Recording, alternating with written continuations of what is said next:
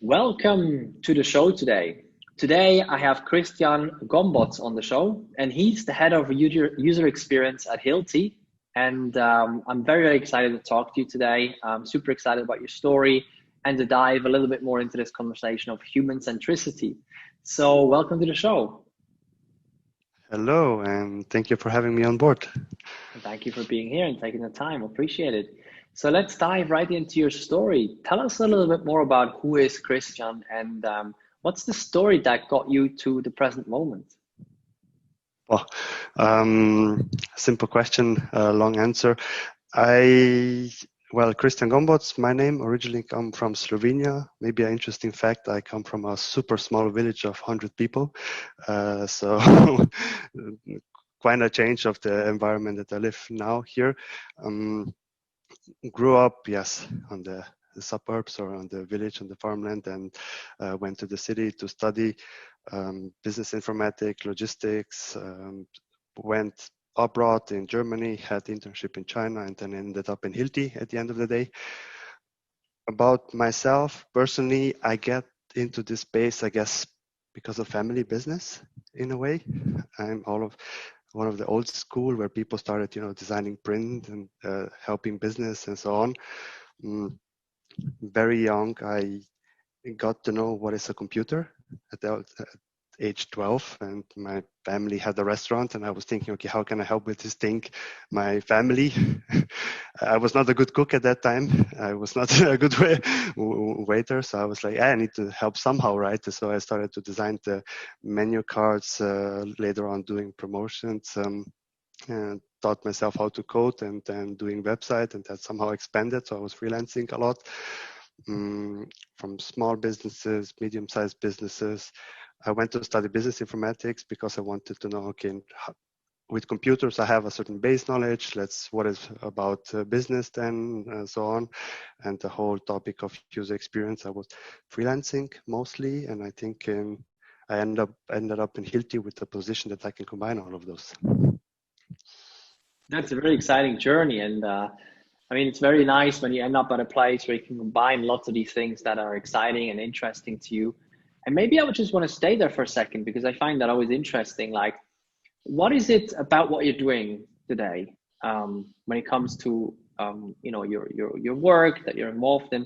What is it that excites you the most, or like what is the thing that gets you up in the morning and go to work and do the things you're doing, and also go do the challenging things that show up every day? What is it? What is the driver for you? I think for me personally is the impact that I can create at the end of the day. I joined Hilti out of a simple reason. It was like super early then with all the digitalization. Hilti is a very traditional company, 75 years old. We do tools for the construction site. I personally love to build stuff, also myself with hands. So I was kind of amazed about that. And I really like this combination where we can help with technology, traditional industry, and really bring an impact to the world in a way. And I think this is probably my personal biggest motivation, is how can I have the most impact and make the life better of users. And if I can then make that in an industry like construction and building a better future, right? I personally don't know a better reason. I love that as well, because it once again goes back to the point of bringing the different pieces that you love and that you're excited about, bringing that together into one place. Very cool. Now I want to talk about this topic of impact, basically, or this topic of the human, because we talk a lot about innovation always. We talk about digital transformation, and all these funny buzzwords, right? And actually, quite rarely we talk about the human in this conversation, or at least not as much as we use the buzzwords, I would say. And my question to you is, like, how important is the human being as part of this whole innovation, digitalization topic? Well, the human being is probably the most important factor, right? In that sense, everything what we do to somehow make the life of someone easier, right? So everything what we innovate even if it's only a technical innovation where we just make something okay technically work better, at the end of the day a human needs to start using it or rolling it out or so on. So even in that sense a human is important. But if we are creating even new experiences or innovations how to simplify the life, again having the human in the center is I think a key piece when driving innovations. Yeah, it's a really good point. You know, the point that at the end of the day, actually, human is going to use whatever we create. You know, it doesn't matter even if we just add a feature to something and it's just a technical innovation in that sense. And at the end of the day, it's still like, you know, the human is going to use it. And so I want to talk a little bit more about digital products or services or platforms or maybe even business models. From your experience, what makes or breaks a digital product? Like in your experience, are there commonalities that you see that really make or break digital products or services? I think the first one is probably the most obvious one. It has to solve like a concrete problem, right? I mean, it's the simplest product market fit at the end of the day. So if a certain product or service solves a very concrete pain point of the end user, of the user, of course, I mean, it will succeed to a certain degree. But a lot of times it's not only that. It works in theory, it's awesome, great, and sometimes the idea is good and so on. But I think the go-to-market approach is also something which is super important. It has to be the right time, it has to be the right location, it has to be the right way. If we are not really good at rolling it out or presenting it, and sometimes people cannot even imagine how could that help in the long run, right? That can also have a big impact of the success of a product, of a service in a way. So I think it's really this combination of while you're developing it, that you somehow really develop it with the user at the end of the day in the center, right, in your mind. Then the idea needs to also solve like a concrete problem. So you need to do your homework, your research. And when you're introducing it, the go-to-market approach is super important. You really have to know also your audience and how to penetrate that market. I just want to go a little bit deeper into that because, you know, I think sometimes it can be like overwhelming for some people to think about all of that in one swoop. So I want to go a little bit more into details. So one part you mentioned is basically understanding the user, right? Understanding the human being. So how do you do that? Do you say, okay, let me put myself into the shoes of the user and make some assumptions, or how do you go about that? And I'm laughing because you know it's actually sometimes how it's done, right? And it's a kind of like it's okay, but there are certainly other ways of doing that as well. What's your experience with how to best go about understanding the user, understanding the human?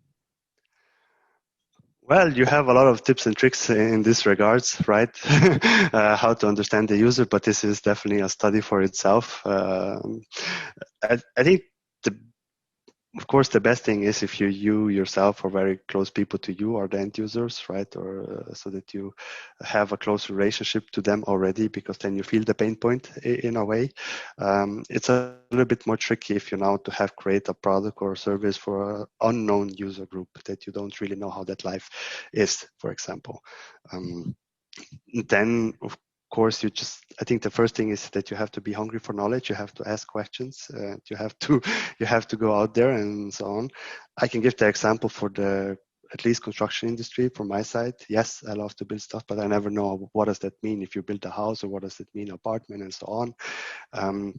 And when we started creating solutions for that, or I was creating internal solutions for salespeople and so on, I just went on the ride with them. I basically tried, okay, how's it is to even sell stuff, right? If you want to create something to sell, to improve that process to selling, well, then first of all, you need to go through that pain point yourself. You have to see it, right?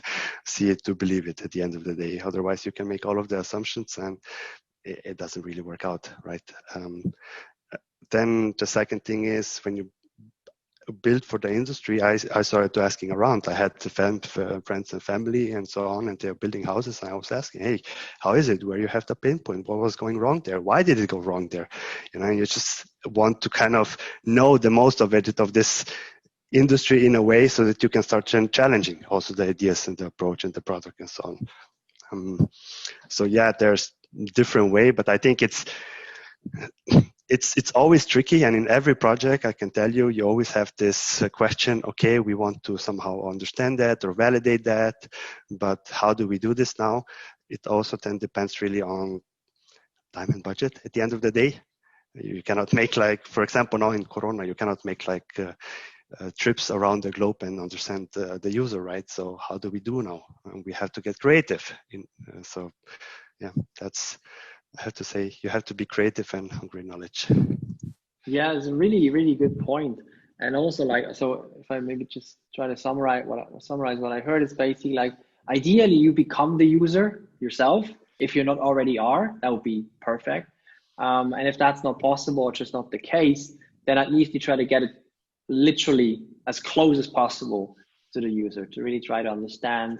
And as you said, like, really be with them. Maybe not only ask them, how would you do that? Or how are you doing that? But actually, I try to see how they actually do it.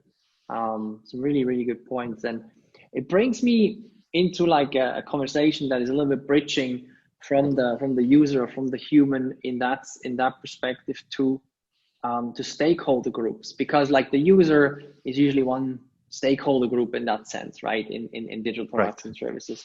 But then there are usually others. It's not just one. Usually there's also a business, right? So you have the business. In that sense, you have business needs and you have customer needs. And sometimes they're not exactly the same in a sense. They're not exactly perfectly aligned from the very beginning without any conversations. And sometimes they are very different.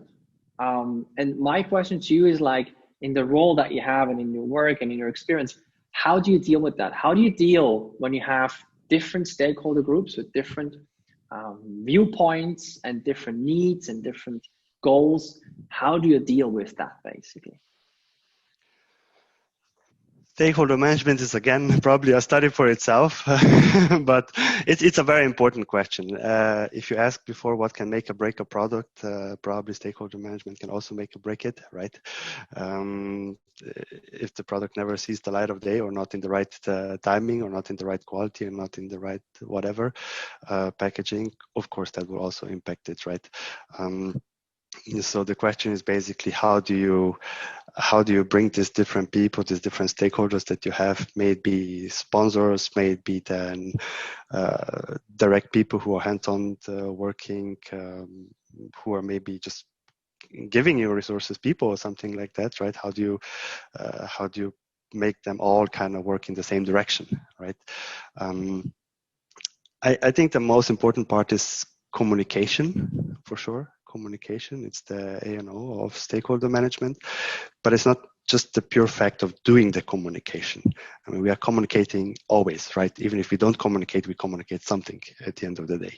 So it's not only that you communicate, but it's also important, how do you communicate to whom? The same as the end user, right? The stakeholders are also just users, and you can create a stakeholder experience at the end of the day, right? So you also have to put yourself, I would say, in their shoes and see, okay, what is their I would say benefit here from this project? Do they have a benefit here? Does it make sense? How does it contribute, to their targets, maybe, if we have so. And then if you have projects and discussions, you really have to do what I'm calling adaptive communication, that you can also tell the story in the way that it resonates to different stakeholders. Because a lot of time what I see is that people or product owners and so on, I mean, they know the product very good. They have their pitch maybe in 5-10 minutes prepared, and they're always giving the same pitch to anyone who asks, right? And it's like always the same story. This a lot of time doesn't work, because then people say, oh, but that's not good, right? Maybe you should also think to have your pitch in, I would say, in 5 different variants, to know, okay, in what sense do you need to sell this to bring the stakeholder on board? So I think that's the first thing that you really need to be good at. And the second thing is, you will have conflicts always. You will have, in the time of time of a project, in the timeline, there will come a point, I never saw it, that it wouldn't, that there will be some kind of conflict, some kind of different needs or opinions or something. And then you have discussions, right? And the worst what can happen is that you start spinning in the loop. I mean, everybody knows that you have meeting after meeting after meeting after follow up, and somehow after a few months, your student are not able to come to a certain decision, right? I mean, that's only slowing down everyone. At the end of the day, it's not benefiting anyone. So it's really important that, you know, I'm saying how to break this loop, how to break this wheel. And normally I say it's to have a more objective discussion.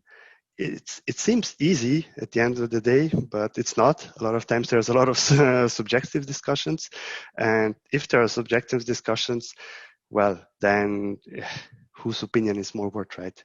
Then who is more important, right? And that doesn't really help anyone. So I kind of like to then, if I'm in such situations, agree with the audience or with my stakeholders based on what we're going to evaluate the situation, based on what we're going to make this decision, based on what can both sides be on happy, right?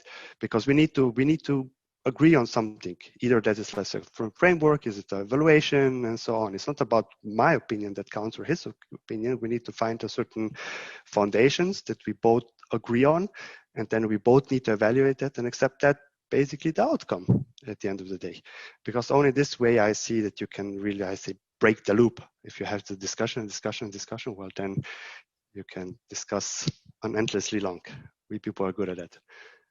Yeah, I mean, this is a great point. Just basing on the decisions, I love the way you talked about it. To me, it's almost like how do we measure a good decision, right? It's almost the question like, how do we measure that we made a good decision? So these are these are the criteria that makes up a good decision, and based on that, basically, you make the decision, not based on opinions. This is really great point. And then also about the communication, because you talked about the pitches and the variations. It's such a good point because it's so easy to have the product pitch, right?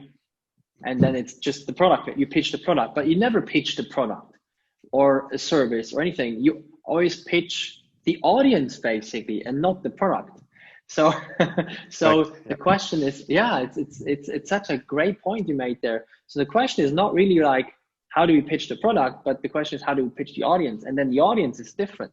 You know, when you, and with the different stakeholders, we can say, how do you pitch management versus how do you pitch maybe the business versus how do you pitch the users? And that's a different conversation. Sometimes a fundamentally different conversation. Maybe the features stay the same, but the benefits change. What's in it for them is different than what's in it for them, right? Yes. Yeah. Really great points. And I just want to follow up on communication right away, because I think it's such an important topic. And especially when it comes to leadership. And leadership to me is very broad. To me, leadership has not just to do with, you know, you have the authority to manage other people or something like that. Leadership, I mean, to me, the biggest part of leadership is really communication, actually. So I want to really talk about that. And my question there is like, in times of change, in times of transformation, I mean, every company, but that's not just today, but it's a constant. We always go through transformations, through change, through evolutions, and sometimes revolutions. So in this constant process of change that we have today, how do you communicate? Like, how do you get people on board for a change? So let's say, you know, maybe it's a transformation, or maybe it's a new product, or maybe it's an innovation, whatever it may be. But you usually need to get different people on board, so to say, or different groups on board. How do you communicate? How do you go about getting the different kinds of groups on board?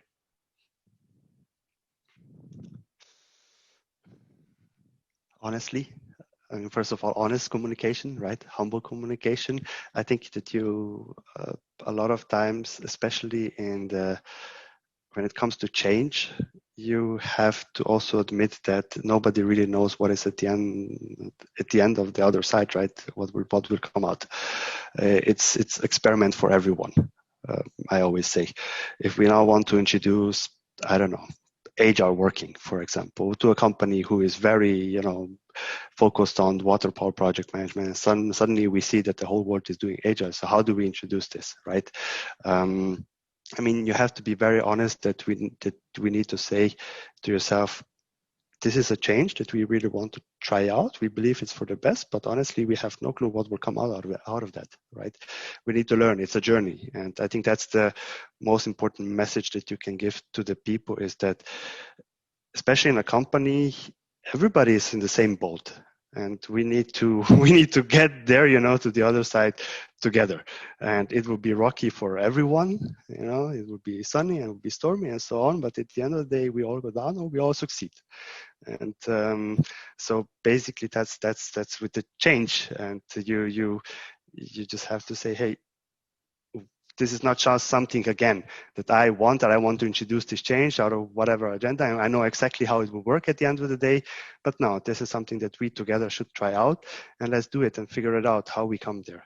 And I think, especially with change and change management, it's very important that you have constantly also evaluate how this change is going, and where we do need to kind of adapt something.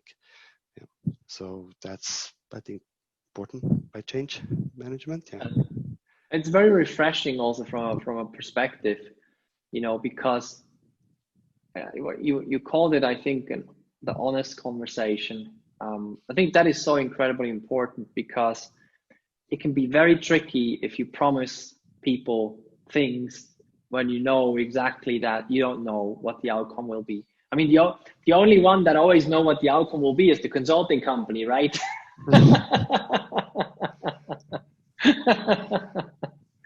But yeah, no, just kidding. But I really like this honest conversation, because I think that's actually an incredibly effective way to get people on board, because it almost inspires loyalty in a sense, because they trust you. They trust you that you're honest. When you're saying it's all going to be great, it's going to be amazing or whatever, we're going to achieve all these things and everything. That's a very different thing, because the loyalty or the trust is in the outcome, but not in the process.